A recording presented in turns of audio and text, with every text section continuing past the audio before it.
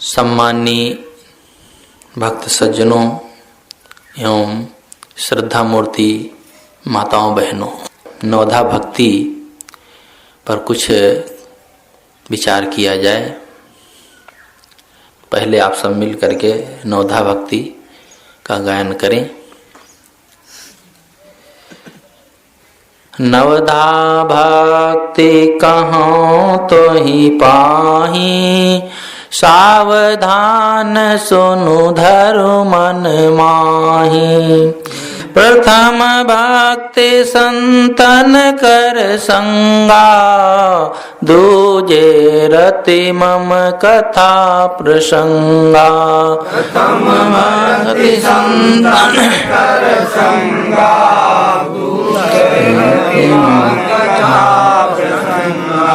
गुरुपद पंकज सेवा तीसर भक्ति अमान। गुरुपद पंकज सेवा तीसर भक्ति अमान। चौथी भगति मम गुण गण, करे कपट तजिगान। चौथी भगति मम गुण गण, करे कपट तजिगान। मंत्र जाप मम दृढ़ विश्वासा, पंचम भगति सुवेद प्रकाशा।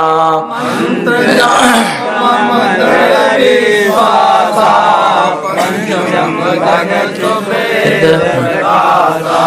छठदम शील विरति बहु कर्मा, निरत निरंतर सज्जन धर्मा। छठदम शील विरति बहु कर्मा, निरत निरंतर सज्जन धर्मा। सतवें सम मोमय जग देखे, मोते अधिक संत करि लेखे। जग देखे, मोते अधिक संत कर लेखे। अठवें यथा लाभ संतोषा, सपनों नहीं देखे पर दोषा। अठवें यथा लाभ संतोषा, सपनों नहीं देखे पर दोषा। नवमी नम्र सब सोचल हीना, मम भरोसे ही हर्ष न दीना। मम सरल सब सोचल हीना, मम भरोसे ही हर्ष न दीना। नौमा जिनके एको होई, नारी पुरुष सचराचर कोई। नौमा जिनके एको होई, नारी पुरुष सचराचर कोई। सो अतिशय प्रिय भामिन मोरे, सकल प्रकार भक्ति दृढ़ तोरे। अतिशय प्रिय भामिन मोरे, सकल प्रकार भक्ति दृढ़ तोरे। ये नवधा भक्ति श्री राम ने शबरी को सुनाया था। जब शबरी ने कहा कि मैं तो मलिन हूँ, नीच जात की हूँ और अधम से अधम अधम अति नारी, अधम नारी हूँ। नारियों को वेद पढ़ने का अधिकार नहीं, नारियों को विद्या पढ़ने का अधिकार नहीं, इसलिए बहुत अधम श्रेणी में उन्हें गिना गया। लेकिन समय का परिवर्तन हुआ, अब माहौल दूसरा है। आज भी देखा जाता है कि बड़े बड़े शंकराचार्य जो गद्दी पर बैठे हैं, वे आज भी वेदों का प्रमाण दे करके स्त्रियों को विद्या से, ज्ञान से दूर रखना चाहते हैं। सच्ची घटना है भोपाल की। एक शंकराचार्य बुलाए गए थे, उनको आने में देरी हुई तो उसका संचालन एक शिक्षिका कर रही थी। उसको कहा गया कि कार्यक्रम की शुरुआत कर दो, टाइम बहुत हो गया है। तो उसने एक वेद मंत्र का उच्चारण करते हुए कार्यक्रम की शुरुआत की। तब तक शंकराचार्य की गाड़ी आ गई। जैसे ही उनके कानों में वेद मंत्र की आवाज पड़ी और वो भी स्त्री की मुख से, बस वो उबल पड़े और कहा, ये संचालन कर रहा है और ये वेद मंत्र स्त्री कैसे गा रही है। बहुत नाराज हुए, मारे गुस्सा में वे गाड़ी से उतरे नहीं और वापस लौट गए। ये दशा आज भी ये धार्मिक कहलाने वालों के हृदय में भरी हुई है। मनुष्य मात्र का पूरा पूरा अधिकार है कि वो भक्ति सत्संग सब कर सकता है। जब व्यवहारिक क्षेत्र में पूरा अधिकार दे दिया गया तो आध्यात्मिक क्षेत्र में, धर्म के क्षेत्र में कटौती क्यों? सबका अधिकार है, अपना कल्याण कर सकते हैं। तो सेवरी ने जब श्री राम से कहा कि मैं कुछ जानती नहीं हूं, अनपढ़ हूं, ऊपर से नारी हूं, तो मैं आपकी कैसे सेवा करूं, कैसे भक्ति करूं? तब उन्होंने कहा भक्ति का संबंध स्त्री पुरुष और जात पात से नहीं मानता हूं, उसके प्रेम से मानता हूं। तब उन्होंने ये नवधा भक्ति उसको सुनाया। तो उसमें पहली बात कहा कि नवधा भक्ति कहो तो ही पाही, सावधान सुन धर्म मन माही। कि मैं नवधा भक्ति कहने जा रहा हूं, लेकिन सावधान होकर के सुनो।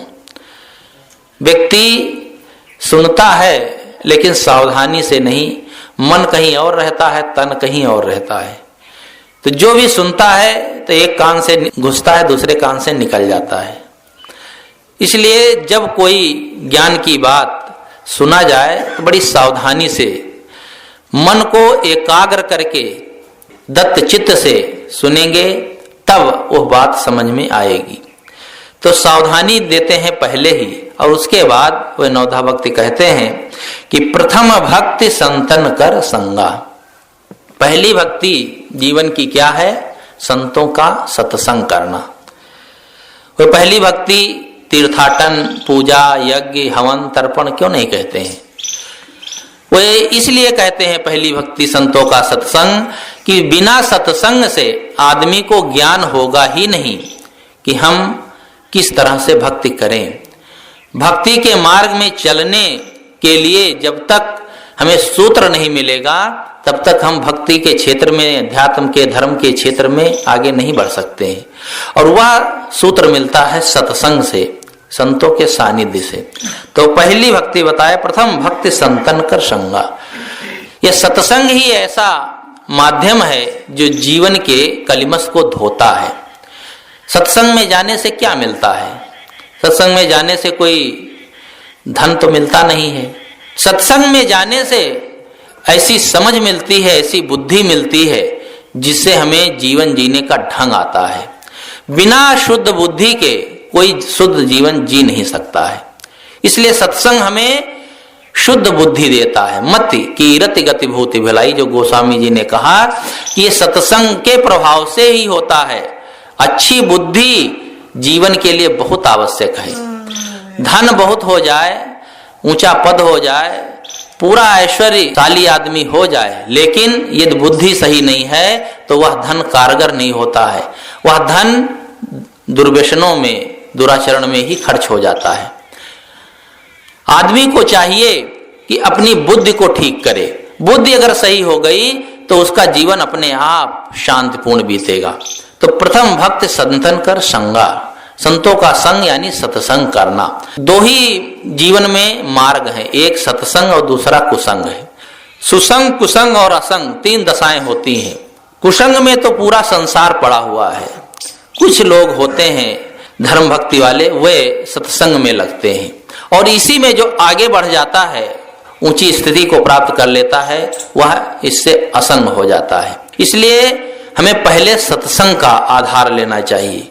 स्वयं सत्संग करें और अपने परिवार के बच्चों को भी इस मार्ग में प्रेरित करें।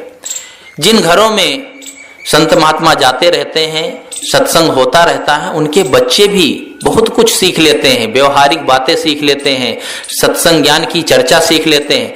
और जहां तक देखा जाता है उनके परिवार के लोग, बच्चे सही मार्ग में ही रहते हैं, दुर्व्यसन दुराचरण से बहुत दूर रहते हैं। अपवाद में कुछ हो सकता है, लेकिन नियम यही है कि जो सही मार्ग पर चलेगा तो उसके परिवार के लोग भी वही मार्ग अपनाते हैं। इसलिए सबको इस मार्ग में प्रेरित करना चाहिए। बच्चों को इस मार्ग में जरूर लगाना चाहिए। क्योंकि बच्चों का हृदय कोमल होता है, जैसे गीली मिट्टी में छाप पड़ जाती है, उसी प्रकार से बच्चों के हृदय में जो संस्कार बचपन में दिए जाते हैं वे जीवन भर बने रहते हैं। इसलिए बचपन से ही सत्संग का मार्ग बच्चों को भी दिखाना चाहिए। जो संत महात्माओं के पास बच्चे जाते हैं तो एक एक चीज देखा करते हैं, कैसे गुरुजी करते हैं, कैसे बोलते हैं, सब चीज देखते हैं और वैसे ही वो सीखते हैं। एक भक्त के यहाँ एक महात्मा पहुंच गए, तो महात्मा क्या वो ऐसे ही घूमने घामने वाले थे, सफाई शुद्धता और आचार विचार ऐसे। तो बच्चा बाहर खड़ा था, तो जैसे ही बच्चे को देखा कहा भक्त जी कहाँ हैं। बच्चे ने कहा कि पापा तो गए हैं बाहर, मम्मी हैं। तो कह दो मम्मी से कि महात्मा जी आए हैं। अक्सर लोग जिनके यहाँ भक्ति भावना होती है, संत लोग आया करते हैं, उनके यहाँ ही लोग भेज देते हैं कि भाई वहां चले जाओ, वहां सेवा होगी।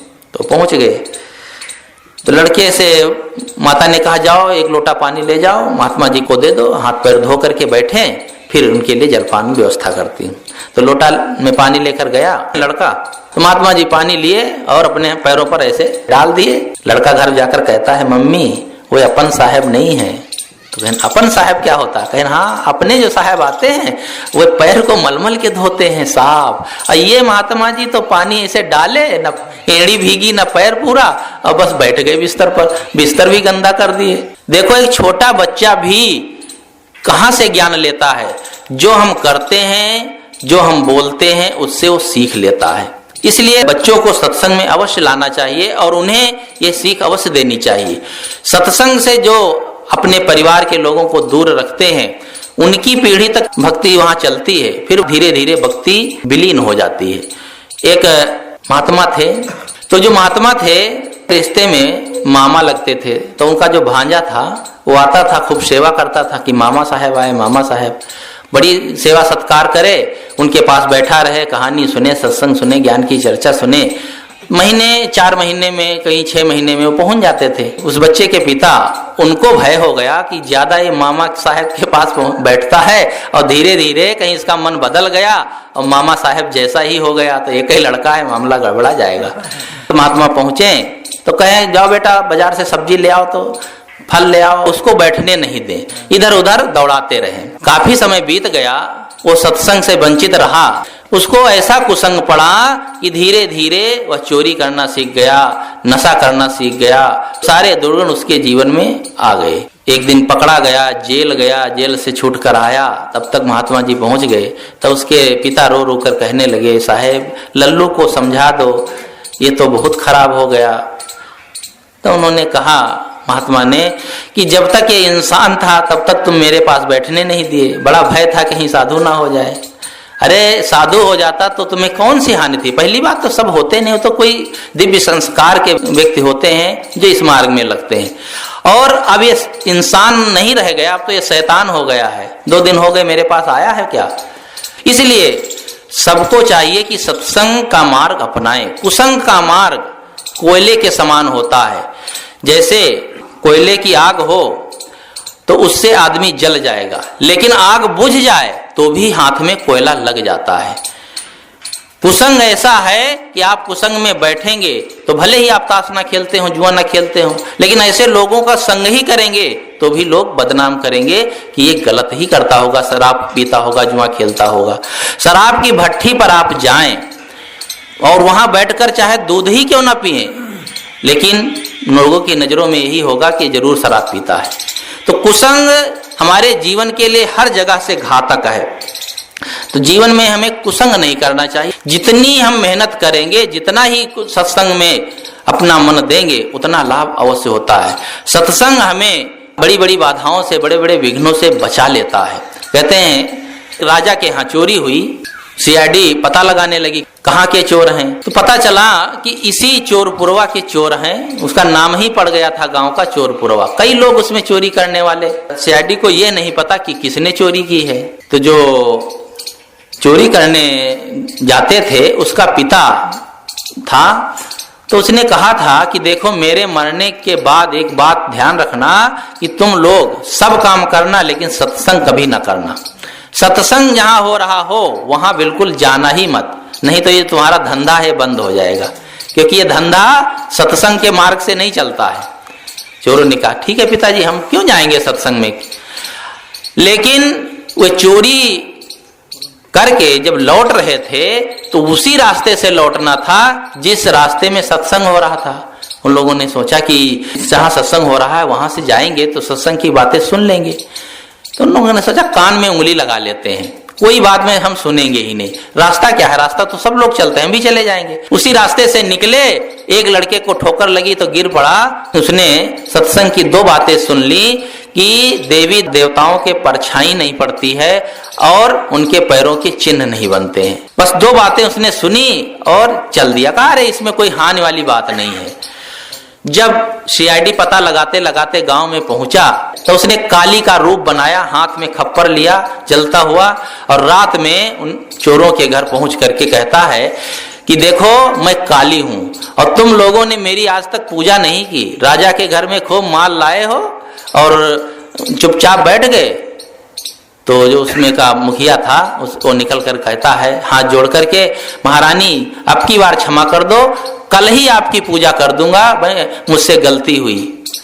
तो कहा हाँ कल यदि मेरी पूजा नहीं हुई तो समझ लो क्योंकि राजा के यहाँ से माल खूब लाए हो। कहा माल तो मिला लेकिन गलती हो गई, कल जरूर पूजा कर दूंगा। जब वो खप्पर लेकर वापस होने लगा, वो तो सीआईडी का आदमी था, देखा कि महात्मा जी जो कह रहे थे कि देवी देवताओं के परछाई नहीं पड़ती है, लेकिन जो खप्पर जल रहा है उसके प्रकाश से इसकी परछाई भी पड़ रही है और इसके पैरों के चिन्ह भी पड़े हैं। तो लगता है कि ये कोई देवी देवता नहीं है, ये तो कोई सीआईडी होगा। बस रात में ही पूरा अपना सामान भरा और वहां से भाग निकले। जब सवेरे पुलिस आई तो देखती है घर खाली। तब उसे लगा कि जब 2 बातें हम सत्संग की सुने उससे जान और माल सब बच गया, तो जीवन भर यदि हम सत्संग में रहेंगे तो हमारा कितना उद्धार होगा। तो प्रथम भक्ति संतन कर संगा, एक घड़ी आधी घड़ी आधी में पुनियाद, तुलसी संगत साधु की कटे कोटि अपराध। थोड़ी देर भी सत्संग का लाभ यदि लिया जाए तो वो हमारे जीवन के लिए बहुत कारगर होता है। आदमी कुसंग में अपना बहुत अधिक समय लगा देता है लेकिन सत्संग से बहुत वंचित रहता है, थोड़ा भी समय नहीं लगाना चाहता है। इसलिए सत्संग में हमें अवश्य समय देना चाहिए। सत्संग का महत्व पौराणिक कथा के माध्यम से हम समझ सकते हैं कि वशिष्ठ और विश्वामित्र की अनबन बनी रहती थी। वशिष्ठ भी ज्ञानी थे, विश्वामित्र भी ज्ञानी थे, लेकिन विश्वामित्र को थोड़ा अहंग रहता था कि हम कोई कम थोड़े हैं। एक बार विश्वामित्र वशिष्ठ के आश्रम पर पहुंचे और आदर सत्कार में उन्हें कई हजार वर्ष जो तपस्या की उसका पुण्य था उसका फल भी दिया और बहुत सा धन दिया। जब विश्वामित्र वशिष्ठ के आश्रम पर पहुंचे तो विश्वामित्र का उन्होंने सत्कार तो किया लेकिन दान दक्षिणा में केवल आधी घड़ी का सत्संग दिया। तब विश्वामित्र को बहुत नाराजगी हुई। बस उनकी नाराजगी जब देखा तब वशिष्ठ ने कहा नाराज क्यों होते हो, तुम्हारे कई हजार वर्ष तपस्या के फल से ये आधी घड़ी के सत्संग का फल अधिक है। लेकिन वे तैयार नहीं हुए। कहा नहीं ऐसे मैं नहीं मान सकता हूं, मैं जब इतने हजार वर्ष तपस्या किया उसका फल तुम्हारे सत्संग से कैसे कम हो सकता है। कहा आप फैसला करा लीजिए। तो विष्णु के पास पहुंचे तो विष्णु भगवान तो आराम से लेटे थे। तो उन्होंने सोचा ये सब हमारे आराम में खड़बंजन करेंगे, तो कहा नहीं मेरे पास समय नहीं है, तुम शंकर जी के पास चले जाओ। शंकर जी के पास गए। कहा फिर ऐसा करो कि तुम शेष जी के पास चले जाओ, शेष जी खाली रहते हैं। तो शेष के पास गए तो शेष ने कहा देखो तुम लोगों का फैसला तो मैं कर सकता हूं लेकिन पृथ्वी के भार से बहुत दबा हुआ हूं। अगर तुम लोगों में से कोई इस पृथ्वी के भार को रोक सके तो मैं निर्भर हो जाऊं, फिर फैसला कर दूं। विश्वामित्र ने कहा अरे बिल्कुल, मेरे 10,000 वर्ष की तपस्या का फल लग जाए और ये पृथ्वी रुक जाए। तो कहानी कहती है जैसे ही शेष जी ने पृथ्वी को छोड़ा वैसे ही पृथ्वी डगमगाने लगी और विश्वामित्र नहीं रोक पाए। शेष जी ने फिर पृथ्वी को थाम लिया। वशिष्ठ ने कहा कि मेरे आधी घड़ी के सत्संग का फल लग जाए और पृथ्वी रुक जाए। पृथ्वी रुक गई। जब रुक गई तो विश्वामित्र ने कहा आप फैसला कर दीजिए। शेष जी ने कहा मेरा फैसला शेष नहीं रहता है। कहा देखो जिस पृथ्वी को तुम्हारी 10,000 वर्ष की तपस्या नहीं रोक सकी, उस पृथ्वी को विश्वामित्र के आधे घड़ी के सत्संग ने रोक दिया, तो फैसला हो नहीं गया। ये पौराणिक कथा है, व्यक्ति रूप में नहीं है। शेषनाग जो उसको रोके है और उसके फन पर रहती है। जो कथाएं लिखी गई हैं उनका एक अभिप्राय रहा होगा, लेकिन आदमी ज्यों का त्यों मान लेता है। सूरज जो है सात घोड़ों के रथ पर चलता है, तो 7 घोड़े सूरज में तो कहीं नहीं लगे। मतलब है सूरज में 7 रंगों की किरणें होती हैं। उसका लाक्षणिक अर्थ लोग नहीं समझ पाते हैं और जस का तस मान लेते हैं। इसलिए पृथ्वी कोई थामे नहीं है, पृथ्वी अपने आप में गुरुत्वाकर्षण के बल पर रुकी हुई है। आदमी को कहानियां सुनने में और रोचक बातें सुनने में आनंद आता है, इसलिए ये कवि लोग, लेखक लोग खूब रोचक बातें लिख मारते हैं, उससे और जनता भटक जाती है। इसलिए इन कहानियों के चक्कर में नहीं पड़ना चाहिए, इसमें जो सार है उस सार को लेना चाहिए। तो मैं कह रहा था कि जीवन में सत्संग का बड़ा महत्व है। तो श्री राम कहते हैं कि प्रथम भक्ति संतन कर संगा, पहली भक्ति संतों का सत्संग है। दूजे रति मम कथा प्रसंगा, दूसरी भक्ति कहते हैं मेरे कथा प्रसंगों में प्रेम करना। आदमी कथा प्रसंगों में प्रेम नहीं करता है। कहां प्रेम करता है? जहां से उसे धन मिले, ऐश्वर्य मिले, वहां पर उसका प्रेम हो जाता है। संसार में हर आदमी का प्रेम होता है और संसार से हट करके आत्म स्थिति में किसी का प्रेम होता नहीं है। श्री राम कहते हैं दूजे रति मम कथा प्रसंगा, कथा प्रसंगों में प्रेम करना यही है कि उनके द्वारा कही हुई बात या उनके द्वारा किए हुए आचरणों में हम प्रेम करें। हम कथा सुनते रहें, ज्ञान की चर्चा सुनते रहें, रामायण का पाठ करते रहें, पारायण करते रहें, लेकिन जीवन में कोई परिवर्तन ना हो तो ये सब पाठ करना सब व्यर्थ हो जाएगा। करना तभी सार्थक होगा जब हम उसको अपने जीवन में अमल करें। इसलिए साहब कहते हैं कि दूजे रति मम कथा प्रसंगा। कथा कहने वाले तो बहुत होते हैं, कथा कह देते हैं, सुना देते हैं और वो मानते हैं कि मेरे लिए नहीं है, ये दूसरों के लिए है। अपने जीवन में वे कभी अपनाते नहीं है। बड़े बड़े मंचों पर बैठ करके, व्यास गद्दी पर बैठ करके ऐसी ऐसी बातें कहते चले जाते हैं जिसके ना सींग ना पूंछ, बिना मतलब की अतिशयोक्ति की, चमत्कार की बातें जनता में झोंक देते हैं और उसके बाद कथा समाप्त कर देते हैं। जनता को उसे लाभ कम होता है और भटक ज्यादा जाती है। तो ऐसी कथा से कोई लाभ नहीं है। लेकिन जो संत सदगुरु कथा कहते हैं, संत सदगुरु अपनी बात कहते हैं, वह बात हमारे जीवन के लिए लाभकर है। यहाँ सेवरी मानो शिष्या है और श्री राम सदगुरु के रूप में उन्हें ये नौधा भक्ति सुना रहे हैं कि जो मैं बात कहता हूं उसको जीवन में अपनाओ। केवल कहना ही नहीं, आजकल देखा जाता है जितने अगुआ हैं, कथावाचक हैं, वे केवल जनता को लुभाने के लिए रोचक वाणियां कहते चले जाते हैं, लेकिन जनता को उससे लाभ कम होता है, हानि ज्यादा हो जाती, क्योंकि उनके जीवन में कोई आचरण नहीं होता है। जब तक हमारे जीवन में आचरण नहीं होगा तब तक हमारे विचारों से जनता को कुछ लाभ हो नहीं सकता है। इसलिए कथा प्रसंगों में प्रेम करना यही है कि जिस कथा से हमारे जीवन की व्यथा दूर हो जाए, हमारा मन शांत हो जाए, वही कथा, वही जीवन के लिए सत्संग लाभकारी होता है। एक प्रवक्ता थे तो वे कथा को बढ़िया कहते थे, इतनी बढ़िया कथा कहते थे, भागवत की कथा, रामायण की कथा। तो कथा में उनके हजारों लोग इकट्ठा होते थे, खूब भीड़ होती थी, रोचक भयानक, खूब कथा अच्छी सी कह लेते थे। एक दिन उनकी कथा हो रही थी गांव के पड़ोस में ही, तो उनकी पत्नी ने जब जाना कि हमारे पंडित जी की कथा हमारे गांव के पड़ोस में ही हो रही है, तो क्यों ना हम भी जाकर के एक दिन कथा सुन लें। जब वो सुनने गई, महिलाओं में बैठ गई, पंडित जी को पता नहीं कि मेरी भी पत्नी सुनने आई, खूब बढ़िया कथा कहे।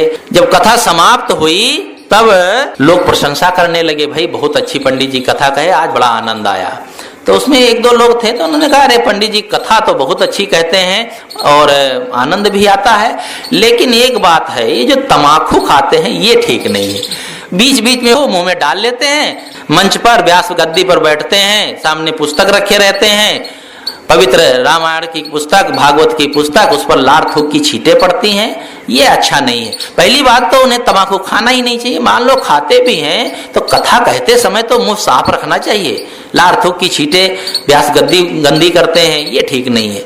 जब आलोचना पंडितानी ने सुना तो उन्हें खराब लगा। प्रशंसा तो सबको अच्छी लगती है, अपने प्रिय की प्रशंसा अच्छी लगती है, लेकिन आलोचना, निंदा तो किसी को अच्छी नहीं लगती। घर में आई, पंडित जी पहुंचे तो उन्होंने कहा पंडितानी ने कि देखो पंडित जी, ये तम्बाकू मत खाया करो। कहा क्यों? कहा आज मैं तुम्हारी कथा सुनने गई थी तो सब प्रशंसा कर रहे थे, लेकिन एक बात को लेकर निंदा हो रही थी कि पंडित जी तम्बाकू खाते हैं, लार थूक की छींटें व्यास गद्दी पर पड़ती हैं, पुस्तक पर पड़ती हैं, ये ठीक नहीं है, इसलिए तम्बाकू छोड़ दो। पंडित जी ने कहा देखो पंडितानी, कहो कथा आज ही से छोड़ दो, ये तम्बाकू नहीं छूट सकती, ये तो मेरी बूटी है। तुम क्या समझती हो कि मैं मूर्ख हूं क्या? अरे इतने ही तुम्हें परेशानी है ना, मेरी निंदा ना हो, आलोचना ना हो। तो उन्होंने कहा हाँ, तुम्हारी निंदा आलोचना ना हो, और चाहे फिर तुम तम्बाकू खाओ चाहे गोबर खाओ, मुझे क्या लेना देना। कहा मैं पंडित हूं, ऐसी बात मैं कल जमाऊंगा सत्संग में, सब लोग मेरी प्रशंसा करेंगे, कोई निंदा नहीं करेगा। दूसरे दिन पहुंचे, शुरू किया पंडित जी ने कथा कहना। तो कथा कहने के पूर्व ही संबोधन में वे कहते हैं कि देखो सज्जनों एवं देवियों, जो मंच पर बैठ करके, व्यास गद्दी पर बैठ करके भगवान का नाम लेता है, भगवान का गुणानुवाद गाता है, उनकी कथा कहता है, उसके मुंह से लार थूक की छींटें नहीं निकल सकती हैं। उसके मुंह से तो पवित्र गंगा के समान, गंगोत्री के समान छींटें होती हैं। वो कहीं भी पड़ जाएंगी तो समझ लो पवित्र हो जाएगा। इसलिए किसी को भ्रम नहीं करना चाहिए कि जो भगवान का नाम ले, भगवान का गुणानुवाद गाए, तो निश्चित है उसके मुंह से गंदी छींटें नहीं निकल सकती हैं, पवित्र गंगा के समान होती हैं। इसलिए भ्रम मत करो। बढ़िया लच्छेदार बात कह करके सबको भ्रमित कर दिए। सब कहे वाह वाह, पंडित जी बात सही कहते हैं, जरा हमारे ऊपर भी थूक देते तो हम भी पवित्र हो जाते। भोले लोग तो बहुत रहते हैं। उसमें कुछ विचारक भी बैठे थे, तो एक विचारक ने सुना, देखो पंडित जी कैसा जनता को मूर्ख बना रहे हैं। अरे भाई, खा रहे हैं तम्बाकू और कहते हैं गंगा के समान पवित्र छींटे हैं। वो घर गया, घर से एक बुढ़िया में सफेद सफेद चूरन पीस कर लाया और पंडित जी के सामने पेश कर दिया। कहा पंडित जी थोड़ा सा प्रसाद लाया हूँ, आप ग्रहण कर ले। उन्होंने कहा क्या है? कहा अरे गरीब आदमी हूँ, क्या लाऊंगा, थोड़ा सा प्रसाद है। सफेद सफेद देखा, सोचा मिश्री उश्री पीस के लाया होगा, बड़ी चुटकी भरा मुंह में जैसे ही रखा तो ना मीठा ना खट्टा, एकदम मुंह खराब हो गया। कहा तूने क्या खिलाया भाई? कहा पंडित जी मैं गरीब आदमी हूँ, क्या खिला सकता हूँ, मेरे पिता भी गरीब थे, मेरे बाबा भी गरीब थे, लगता है गरीबी मेरे सनातन से चली आ रही है। मेरे बाबा मर गए, दादी मर गई, पिताजी मर गए, लेकिन आज तक उनकी हड्डियों को न गंगा सागर ले जा पाया, न प्रयाग ले जा पाया, क्योंकि गरीबी बहुत थी। जब मैंने आज सुना कि हमारे गांव में ही गंगोत्री आ गई है, मैंने सोचा कि क्यों ना लाभ ले लिया जाए। तो बस वही उनकी हड्डियां जो रखी थी उसी को पीस करके लाया और आपकी गंगोत्री में डाल दिया। अरे कहा तूने तो मेरी सारी क्रिया भरिष्ट कर दी। कहा इसमें क्रिया क्या भरिष्ट हो गई, गंगा में जो पड़ता है पवित्र हो जाता है, पुरखे सब तर जाते हैं, और आप कहते ही जो भगवान का नाम लेता है उसके मुंह से गंगोत्री निकलती है। पंडित जी को बड़ी घृणा लगी और बस कहा मैं आज के बाद तम्बाकू बिल्कुल नहीं छूऊंगा। आदमी को ठोकर लगती है तब सुधर जाता है, या बेइज्जती होती तो सुधर जाता है। आदमी दूसरों को तो सीख देता है लेकिन स्वयं अपने जीवन में उतारता नहीं है। तो मैं कह रहा था, श्री राम कहते दूजे रति मम कथा प्रसंगा, जो हम सत्संग सुनते हैं उसको जीवन में आचरण करें। गुरुपद पंकज सेवा तीसर भक्ति अमान। गुरुपद पंकज सेवा, गुरु के कमल रूपी चरणों की सेवा करना, और वो भी निर्माणता पूर्वक, अहंकार पूर्वक नहीं। निर्माण होकर के जब हम सेवा करते हैं तो उस सेवा का फल मिलता है। हम कितनी सेवा करते हैं उसका महत्व नहीं है, हम कैसे सेवा करते हैं उसका महत्व होता है। इसलिए विनम्रता पूर्वक गुरु के चरणों की सेवा, तो गुरु के चरणों की सेवा करनी चाहिए। तो इसके पहले तो हम गुरु करें तब ना गुरु की सेवा कर पाएंगे। जब जिसके जीवन में कोई गुरु ही नहीं है, गुरु का पदार्पण ही नहीं हुआ है, किसी गुरु के सानिध्य में ज्ञान ग्रहण ही नहीं किया है, वो गुरु की सेवा क्या करेगा। गुरु की सेवा इतनी ही नहीं है कि गुरु जी लेटे हैं तो उनके पैर दबा दो, भोजन पानी दे दो, यही सेवा नहीं है। गुरु की तो असली सेवा यह है कि उनके बताए हुए मार्ग पर हम स्वयं चलें और दूसरों को चलने के लिए प्रेरित करें, ये असली सेवा होती है। लेकिन गुरु जीवन में होना चाहिए। बिना गुरु के आदमी कभी सुखी नहीं हो सकता है। राम कृष्ण से को बड़ा उन्हों तो गुरु कीन, तीन लोक के वैधनी गुरु आगे आधीन। गुरु का जीवन में बहुत बड़ा महत्व होता है। सत्संग में जब हम जाते हैं तभी गुरु की परख हो पाती है। प्रिय बुद्धिमान हित चाहो तो सत्संग में जाना अच्छा है, प्रिय बुद्धिमान हित चाहो तो सत्संग में जाना अच्छा है। यदि स्वास्थ्य गिरे हो यंत्र फेल तो मिस्त्री और वैद्य सुधारेंगे, यदि स्वास्थ्य गिरे हो यंत्र फेल तो मिस्त्री और वैद्य सुधारेंगे। यदि बिगड़ी बुद्धि तुम्हारी है तो गुरुदेव चिकित्सक अच्छा है। गुरुदेव ऐसे चिकित्सक होते हैं जो हमारे मन के यंत्र को ठीक करते हैं। बाहर का यंत्र दूसरे लोग ठीक कर सकते हैं, इंजीनियर डॉक्टर ठीक कर सकता है, इस शरीर को डॉक्टर ठीक कर सकता है, बाहर के यंत्र को इंजीनियर ठीक कर सकता है, लेकिन हमारे मन रूपी यंत्र को ठीक करने वाले सदगुरु संत ही होते हैं। इसलिए सदगुरु चिकित्सक के पास हमें जाना चाहिए। श्री कृष्ण भगवान से जब किसी ने पूछा आप संतों के पीछे क्यों लगे रहते हैं, तो उन्होंने कहा निरपेक्षम मुनिम शांतम निर्वैरम समदर्शनम अनुव्रज्जा में हम नित्यम भूंडते घृभी। उन्होंने कहा निरपेक्षम मुनिम शांतम, जो निरपेक्ष हैं, निरपेक्षम मुनिम शांतम, मुनि यानी मननशील हैं, निर्वैरम समदर्शनम, निर्वैरी है, किसी से उनका बैर नहीं है, और समदर्शी है। ऐसे संतों के पीछे मैं इसलिए घूमा करता हूं कि उनके चरणों की रज हमारे मस्तक पर लग जाए तो हम भी पवित्र हो जाएं। तो जिन्हें हम भगवान कहते हैं, जिनके जीवन से हमें बहुत कुछ लाभ मिलता है, जिनका आचरण करके हम कृतकृत होना चाहते हैं, ऐसे भगवानों ने भी गुरु किया और गुरु के चरण में जाकर के अपना मस्तक नवाया। कहा भी जाता है कि प्रात काल उठ के रघुनाथा, माता पिता गुरु नावह माथा। व्यवहारिक क्षेत्र में माता पिता श्रेष्ठ हैं, लेकिन आध्यात्मिक क्षेत्र में गुरु श्रेष्ठ है। माता पिता हमें भौतिक ज्ञान देते हैं, भौतिक संपदा देते हैं, लेकिन गुरु हमें आध्यात्मिक ज्ञान और आध्यात्मिक संपदा देते हैं। भौतिक ज्ञान से हमारा एक शरीर चलता है और आध्यात्मिक ज्ञान से हमारा मन संतुष्ट होता है, वह गुरु से ही मिलता है। इसलिए गुरु की सेवा करना चाहिए। प्रातः उठ करके बच्चों को चाहिए कि माता पिता के चरण छुएं, लेकिन आजकल कहाँ माता पिता के चरण छूने वाले। आजकल के तो लड़के कैसे हो गए हैं, इस चौपाई को बदल दिए हैं। प्रातः काल उठ के रघुनंदन और माता पिता को मारे डंडन, उल्टा चौपाई कर दिए हैं, क्योंकि माता पिता के प्रति श्रद्धा नहीं है, उनके किए गए उपकार को हम भूल गए हैं, इसलिए माता पिता की सेवा नहीं हो पाती है। जो जीवन में व्यवहार में माता पिता का आदर नहीं करता है, निश्चित है उसके जीवन में वैसा ही आना है। जैसा फल बोते हैं वही लौटकर हमें मिलता है। एक परिवार में एक बूढ़ा पिता था, लड़के की शादी हो गई थी, बहू आ गई थी और उसके एक छोटा बच्चा भी था 4 साल का। तो बूढ़ा पिता खांसता रहता था।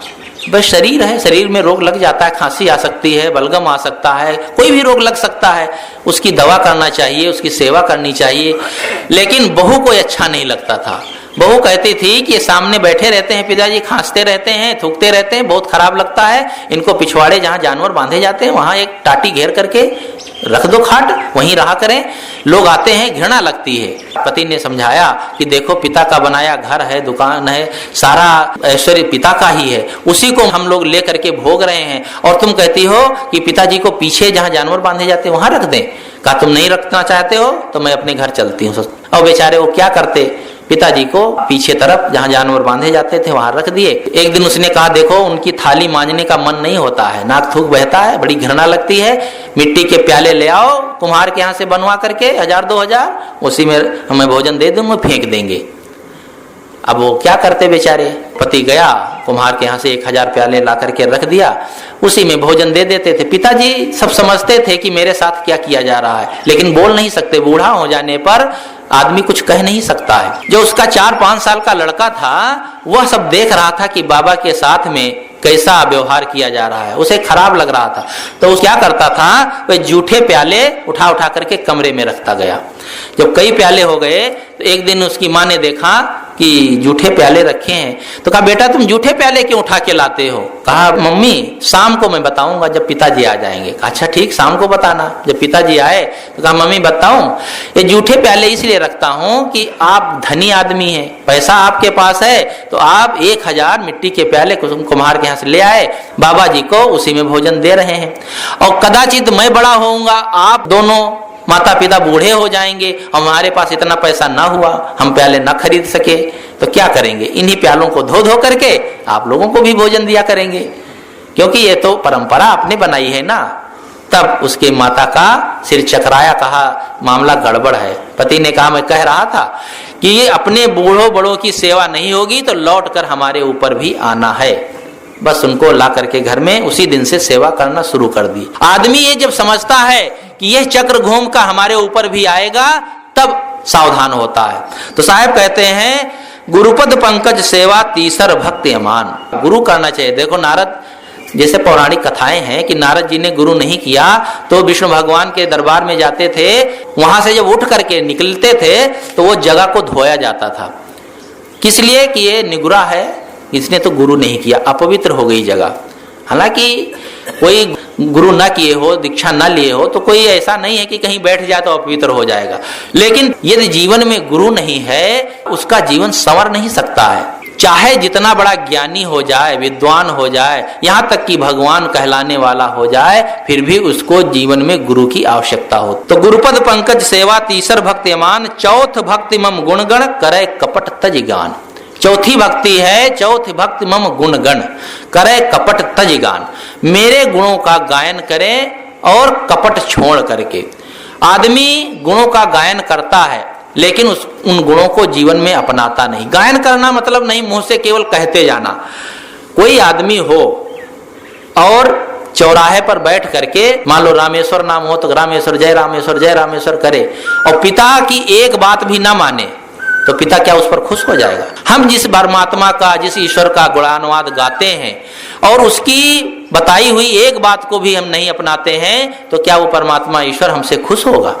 खुश नहीं हो सकता। उसके बताए हुए हम मार्ग पर चलें, भले ही हम गायन ना कर पाए तो कोई हर्जा नहीं है। इसलिए उनके बताए हुए रास्ते पर चलें। तो चौथी भक्ति मम गुणगण करे कपट तज गान। कपट छोड़ करके, कपट करके नहीं, जीवन में छल कपट यदि होगा तो वह आदमी कभी उन्नत नहीं कर सकता, परमात्मा में उन्नत नहीं कर सकता है। मंत्र जाप मम दृढ़ विश्वासा, पंचम भक्ति सुवेद प्रकाशा। वेद कहते हैं ज्ञान को। 4 वेद जो हैं पुराने ग्रंथ, वो 10,000 वर्ष पुराने हैं। दुनिया में सबसे पुराना कोई ग्रंथ है तो वो वेद है। पहले ये वेद कोई पुस्तक में नहीं लिखे थे, ये सुन सुन करके लोग कंठस्थ करते थे। गुरु शिष्य को सुना देता था, शिष्य अपने शिष्यों को सुना देते थे, कंठस्थ करके ये वेद का गायन किया जाता था। इसीलिए इनका नाम श्रुति पड़ा है, सुन सुन करके। यहाँ तक कि महात्मा बुद्ध के समय में भी कागज पर लिखा नहीं जाता था, गायन होता था। उनके यहाँ जो सभा होती थी, ये संगीत कहते हैं, वहां पर गाया जाता था, उनकी वाणी को कहा जाता था। तो वे वेद जो संस्कृत में थे हिंदी में लिखे गए। तो वेद जो होते हैं वे वेद केवल पुस्तकें ही नहीं है, वेद ज्ञान है। हमारे दिल में जो ज्ञान रूपी आत्मा बैठा है, यह वेदों का वेद है। श्री रामचंद्र जी कहते हैं कि मंत्र जाप मम दृढ़ विश्वासा।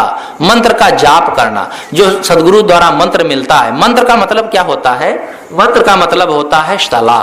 कहते हैं मैं तुम्हें एक मंत्र सुनाता हूं, यानी एक सलाह देता हूं। जो सदगुरु सलाह देते हैं, मंत्र देते हैं, उसका गायन करना। मंत्र जाप मम दृढ़ विश्वासा, और मुझ में दृढ़ विश्वास करो। जब तक व्यक्ति सदगुरु संतों में कपट छोड़ करके विश्वास और श्रद्धा नहीं रखेगा, तब तक उसके जीवन में प्रकाश हो नहीं सकता है। श्रद्धा और विश्वास के आधार पर ही आदमी आध्यात्मिक क्षेत्र में आगे बढ़ सकता है।